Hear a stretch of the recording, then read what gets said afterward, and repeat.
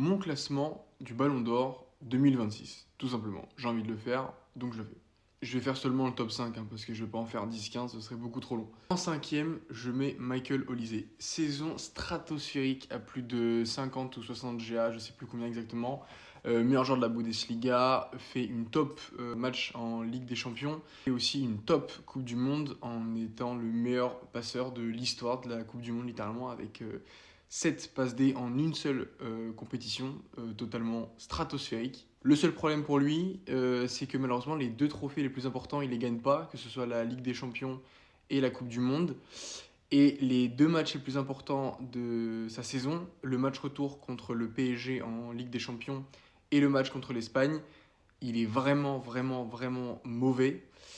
Et donc, je peux pas le mettre plus haut que ça. Ensuite, numéro 4, Gvara. Exceptionnelle saison en Ligue des Champions. Il finit meilleur joueur, il est décisif à chaque match à élimination directe et il gagne le trophée. Donc, truc de malade mental, genre vraiment, il n'y a rien à dire. Le seul problème, c'est quoi? C'est qu'en Ligue 1, il est pas très performant, très peu de buts, tout simplement. Et malheureusement, il joue pas la Coupe du Monde. En numéro 3, Rodri. Alors, je sais très bien qu'il a pas fait une saison exceptionnelle, surtout qu'il a été en fait blessé pendant toute la saison littéralement. Et sa saison à City, en général, n'a pas été si bonne que ça. Mais force est de constater que pour moi, ça n'a pas dû être le meilleur joueur de la Coupe du Monde. Pour moi, c'était Messi puis Mbappé, par exemple. Mais on le fait gagner à celui qui a gagné le trophée, la Coupe du Monde. Donc c'est logique. Mais exceptionnel. Franchement, rien à dire. Il fait une Coupe du Monde all-time pour un milieu de terrain. Rien à dire. Certainement le meilleur joueur espagnol. Donc c'est pour ça que je le mets si haut. Ensuite, numéro 2, Harry Kane. Que dire de sa saison? 73 buts sur la saison.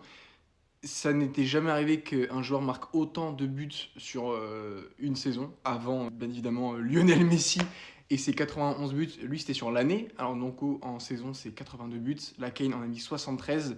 C'est plus que n'importe quelle saison de Cristiano Ronaldo, par exemple. C'est dire à quel point ce mec était un malade mental cette saison.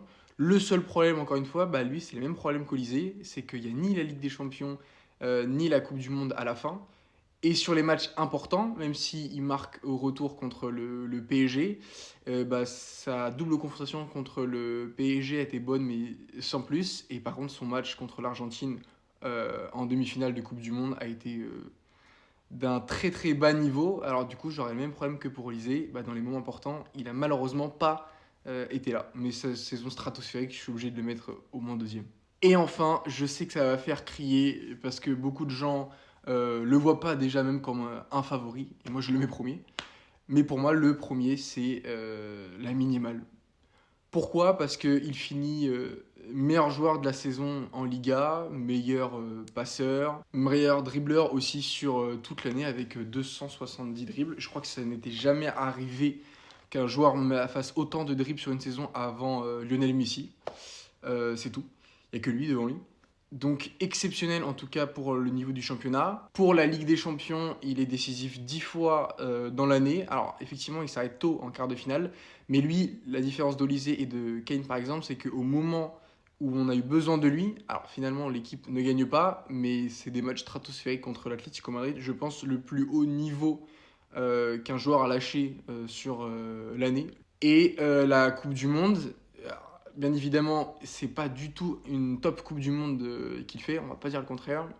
Mais il revient de 2 mois de blessure. Et puis à la fin, il a quand même le titre. Donc on va dire qu'à la fin, il finit avec la Liga, la Super Coupe d'Espagne, bon, et la Coupe du Monde, le trophée le plus important. Donc je pense que sur tous les critères qu'on peut donner, la minimale, même s'il a aussi des défauts, on va pas dire le contraire, je pense que c'est celui qui mérite le plus. Et peut-être que ce sera le Ballon d'Or à la fin. En tout cas, pour moi, c'est le numéro 1 du Ballon d'Or. Dites-moi en commentaire ce que vous en pensez.